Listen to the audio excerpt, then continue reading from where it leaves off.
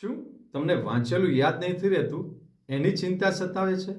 Actually વાંચેલું તો યાદ છે જ.